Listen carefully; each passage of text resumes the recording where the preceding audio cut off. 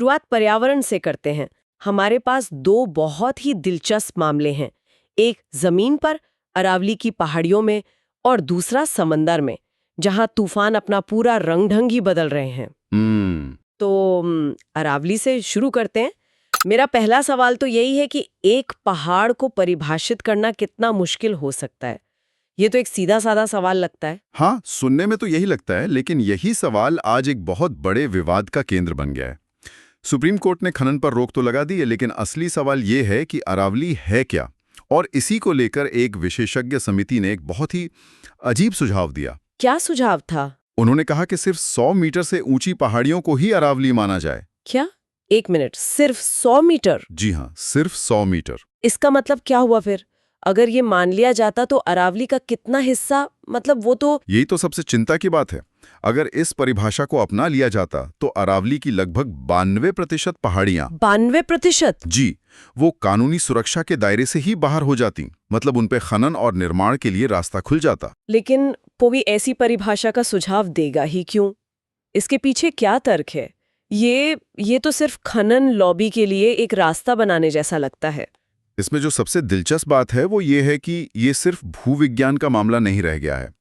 ये सरकार और जनता के बीच भरोसे की कमी का प्रतीक बन गया है। भरोसे की कमी? वो कैसे? सरकार की तरफ से कहा गया कि ये परिभाषा सिर्फ खनन के लिए है, लेकिन वायु प्रदूषण जैसे मुद्दों पर सरकार के पिछले रिकॉर्ड को देखते हुए लोगों को उनके इरादों पर शक है। अच्छा। जब पारदर्शिता की कमी होती है तो कोई भी आश्वासन काम नहीं करता। लोग इसे पर्यावरण के सुरक्षा कवच को कमजोर करने की एक और कोशिश के तौर पर देख रहे हैं। तो जब जमीन पर यह सब चल रहा है, तब समुद्र में भी एक अलग ही कहानी पकड़ी है। हाल के आंकड़े बता रहे हैं कि उत्तरी हिंद महासागर में तूफानों का पूरा मिजाज ही बदल गया है। ये क्या हो रहा है? बिल्कुल। और अगर हम इसे बड़ी तस्वीर में देखें तो 4 बड़े और साफ ट्रेंड्स नजर आते हैं। पहला, पिछले कुछ दशकों में कुल तूफानों की संख्या असल में कम हुई है। कम हुई है? ये तो अच्छी खबर लग रही है। हाँ, लेकिन कहानी में एक मोड़ है। ये कमी मुख्य रूप से बंगाल की खाड़ी में गतिविधि कम होने की वजह से हुई है, जबकि इसके ठीक उलट अरब सागर में तूफानों की संख्या और तीव्रता दोनों बढ़ी हैं। अच्छा, तो एक जगह कम और दूसरी जगह ज्यादा। लेकिन हम तो ज्यादा तबाही की खबरें सुनते हैं। आप बिल्कुल सही जगह पर पहुंची हैं। यही तीसरा और सबसे महत्वपूर्ण ट्रेंड है। जो तूफान अब आ रहे हैं वो पहले के मुकाबले कहीं ज्यादा गंभीर और विनाशकारी हो गए हैं। और चौथा ट्रेंड? और चौथा ट्रेंड यह है कि तूफानों का मौसम भी खिसक गया है। अब वे साल के अंत में यानी अक्टूबर से दिसंबर के बीच ज्यादा कहर बरपा रहे हैं। तो मतलब तूफान कम लेकिन ज्यादा खतरनाक। हाँ, और ये बहुत बड़ी चुनौती है। हमारे आपदा प्रबंधन के तरीके पुराने पैटर्न पर आधारित हैं, लेकिन अब तूफान कम समय में बहुत ज्यादा तीव्र हो जाते हैं, जिसे रैपिड इंटेंसिफिकेशन कहते हैं। और अरब सागर की बात ज्यादा चिंताजनक है ना? बहुत ज्यादा, क्योंकि अरब सागर दुनिया के बाकी हिस्सों की तुलना में औसत से ज्यादा तेजी से गर्म हो रहा है। इसका मतलब है कि भारत के पश्चिमी तट पर बसे गुजरात और महाराष्ट्र जैसे राज्यों के लिए खतरा कई गुना बढ़ गया है। तो एक तरफ पर्यावरण का सुरक्षा कवच कमजोर हो रहा है और दूसरी तरफ लोगों का आर्थिक सुरक्षा कवच। मनरेगा का जो बदलाव हुआ है, क्या वो इसी पैटर्न में फिट बैठता है? ये एक बेहतरीन कलेक्शन है, बिल्कुल फिट बैठता है। 2005 में जो मनरेगा कानून लागू हुआ था उसे अब खत्म कर दिया गया है। खत्म कर दिया गया है? हाँ, उसकी जगह एक नया कानून आया है जिसका नाम है विकसित भारत गारंटी फॉर रोजगार एंड आजीविका मिशन ग्रामीण। वीबी ग्राम। ये सिर्फ नाम का बदलाव तो नहीं लग रहा।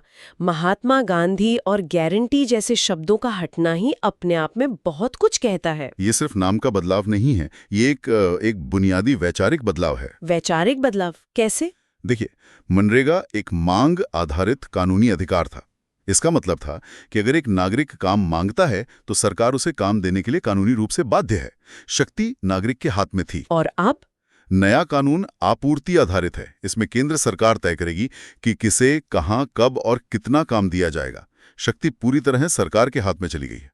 लेकिन सरकार का पक्ष क्या है? हाँ, तर्क तो यही है कि इससे योजनाओं का बेहतर प्रबंधन होगा, लेकिन आलोचकों का कहना है कि ये एक कानूनी अधिकार को एक सरकारी योजना में बदलने जैसा है। और इसमें 2 और बड़े बदलाव हैं। पहला तो महात्मा गांधी का नाम हटाना।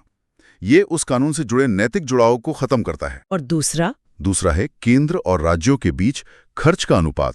वो 90.10 से बदलकर 60-40 कर दिया गया है। 60-40? इसका मतलब तो ये हुआ कि राज्यों पर वित्तीय बोझ बहुत ज्यादा बढ़ जाएगा, खासकर गरीब राज्यों पर तो इसका बहुत बुरा असर पड़ेगा। बिल्कुल। गरीब राज्य जिन्हें इस योजना की सबसे ज्यादा जरूरत है, शायद पैसे की कमी के कारण काम देने में कटौती करने पर मजबूर हो जाएंगे। तो असल में ये योजना जमीन पर और कमजोर हो सकती है। तो क्या ये मनरेगा में बदलाव एक अकेली घटना है या हमें दूसरे कानूनों में भी ऐसा ही कोई पैटर्न दिख रहा है? नहीं, ये एक बड़े पैटर्न का हिस्सा लगता है। इसका सबसे अच्छा उदाहरण है नए लेबर कोड्स। सरकार का दावा है कि ये कोड सभी के लिए सामाजिक सुरक्षा को सार्वभौमिक यानी यूनिवर्सल बनाते हैं। सुनने में तो बहुत अच्छा लगता है। लेकिन सरकार तो इसे एक ऐतिहासिक कदम बता रही है कि पहली बार गिग वर्कर्स जैसे नए जमाने के मजदूरों को सुरक्षा के दायरे में लाया जाएगा। तो इसमें क्या गड़बड़ है? आपने बिल्कुल सही सवाल पूछा। यूनिवर्सल शब्द का इस्तेमाल हो रहा है, लेकिन हकीकत यह है कि देश के 90% से ज्यादा असंगठित क्षेत्र के मजदूरों को इन कोड्स के फायदे से बाहर रखा गया है। अच्छा। हाँ, तो कुछ नए लोगों को शामिल करने की आड़ में एक बहुत बड़े तबके को छोड़ दिया गया है। और जो बात और भी ज्यादा चिंताजनक है वो ये है कि इन नए कोड्स के नाम पर मजदूरों के लिए बने कई पुराने और मजबूत कानूनों को या तो कमजोर कर दिया गया है या खत्म ही कर दिया गया है। इसका कोई ठोस उदाहरण है? मतलब कौन से सुरक्षा नियम अब नहीं रहे? हाँ बिल्कुल, जैसे building and other construction workers act को लीजिए। इसके तहत निर्माण क्षेत्र के मजदूरों की सुरक्षा के लिए करीब 180 विस्तृत नियम थे। नए कोड के केंद्रीय नियमों में ये 180 नियम गायब हैं। गायब है? जी। इसी तरह तमिलनाडु जैसे राज्यों में मजदूरों के कल्याण के लिए 39 अलग-अलग वेलफेयर बोर्ड हैं, जो दशकों के संघर्ष के बाद बने थे। अब इन नए कोड्स के आने के बाद इन सभी बोर्ड्स के भविष्य पर ही खतरा मंडरा रहा है। ये तो एक तरह से पूरी व्यवस्था को ही बदलने की कोशिश लग रही है। और ये बदलाव सिर्फ कानूनों तक सीमित नहीं है ना? ऐसा लगता है कि हमारी सोचने के तरीके पर भी हमला हो रहा है, बस हथियार अलग है। सही पकड़ा आपने। एआई के बारे में जो लेख हमारे पास है वो इसी तरफ इशारा करता है। बिल्कुल। मद्रास हाई कोर्ट के जस्टिस एन आनंद वेंकटेश का एक लेख है जो एक बहुत ही गहरी और थोड़ी डरावनी बात कहता है। उनका कहना है कि हम आर्टिफिशियल इंटेलिजेंस को इस तरह से प्रोग्राम कर रहे हैं कि वो हमें हमेशा खुश रखे, हमारी हर बात से सहमत हो, एक तरह से हमारी चापलूसी करे। एक चापलूस से आए, ये सुनने में तो अच्छा लगता है। कौन नहीं चाहेगा कि कोई उसकी हर बात पे हाँ में हाँ मिलाए? इसमें खतरा क्या है? खतरा ये नहीं है कि मशीनें हम पर कब्जा कर लेंगे जैसा कि फिल्मों में दिखाते हैं। असली खतरा ये है कि हम धीरे धीरे सवाल पूछने, बहस करने और असहमति सुनने की आदत ही खो देंगे। जब हमारा एआई असिस्टेंट हमारी हर पसंद, हर विचार को सही ठहराएगा, तो हमें आलोचना या अलग नजरिए की आदत ही नहीं रहेगी। हमारी अपनी सोचने समझने की क्षमता ही कुंद पड़ जाएगी। अहे, ये तो बहुत डरावनी बात है। मतलब हम एक ऐसे इको चेम्बर में फंस जाएंगे जिसे हमने खुद नहीं बल्कि एक एल्गोरिदम ने हमारे लिए तैयार किया है। बिल्कुल। और जस्टिस वेंकटेश इसके राजनीतिक पहलू की ओर भी इशारा करते हैं।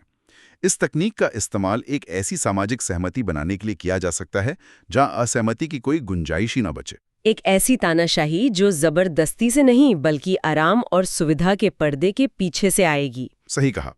जब सच सुनना मुश्किल लगे और एक आरामदायक झूठ आसानी से उपलब्ध हो, तो ज्यादातर लोग आराम को ही चुनेंगे। असहमति की जगह का सिकुड़ना, ये बात तो सीधे सीधे केरल अंतर्राष्ट्रीय फिल्म महोत्सव IFK में जो हुआ उससे जुड़ती है। हाँ, ये बिल्कुल सटीक कनेक्शन है। IFFK को देश में प्रगतिशील सिनेमा के कुछ आखिरी बचे हुए गढ़ों में से एक माना जाता है। इस साल एक अभूतपूर्व घटना हुई। केंद्र सरकार ने महोत्सव में दिखाई जाने वाली 206 फिल्मों में से 19 फिल्मों को सेंसरशिप से छूट देने से इनकार कर दिया। 19 फिल्में, ये तो बहुत बड़ी संख्या है। क्या इन फिल्मों में कुछ खास बात थी? मतलब कोई पैटर्न था कि किस तरह की फिल्मों को निशाना बनाया गया? पैटर्न बहुत साफ था। जिन फिल्मों पर रोक लगाई गई उनमें फिलिस्तीन के संघर्ष पर बनी फिल्में थीं। सोवियत दौर की क्लासिक फिल्म बैटलशिप पोटेम्किन थी। बैटलशिप पोटेम्किन पर भी? हाँ, और तो और इसमें एक इजरायली फिल्म भी शामिल थी जिसके निर्देशक ने कुछ समय पहले द कश्मीर फाइल्स फिल्म की आलोचना की थी। तो ये कोई संयोग नहीं था, ये साफ तौर पर उन आवाज़ों को दबाने की कोशिश है जो एक खास तरह के विचारधारा से असहमत हैं। इसे इसी तरह देखा जा रहा है। ये सिर्फ कुछ फिल्मों पर रोक लगाने की बात नहीं है। ये IFF के जैसे एक पूरे मंच को, एक पूरे स्पेस को खत्म करने की कोशिश है जहां अलग अलग, यहां तक कि असुविधाजनक विचारों को भी जगह मिलती है। जब हम पीछे मुड़कर देखते हैं तो चीजें और साफ नजर आती हैं। 100 साल पहले 1925 में अल्फा लोबुलिन नाम की एक नई दवा की खोज हुई थी। ये दवा उन लोगों के लिए थी जिनकी सांस रुक जाती थी, ये उसे फिर से चालू कर सकती थी। एक जीवन देने वाली दवा। हाँ, और 50 साल पहले 1975 में सरकार हर राज्य में घड़ी बनाने की छोटी छोटी यूनिट्स लगाने की योजना बना रही थी। ये विकेंद्रीकृत विकास का एक सपना था, जहां रोजगार लोगों के पास पहुंचे। बिल्कुल। और आज 2025 में हम उन व्यवस्थाओं को खत्म होते देख रहे हैं जो मनरेगा की तरह लोगों को आर्थिक सांस देती थीं। हम उन मंचों को खामोश होते देख रहे हैं जो हमें बौद्धिक रूप से जगाए रखते थे। तो सोचने वाली बात यह है कि जब समाज की बौद्धिक और आर्थिक सांसें एक साथ रुकने लगें तो उसे फिर से चलाने के लिए हमारे समय का अल्फा लोबुलिन क्या होगा।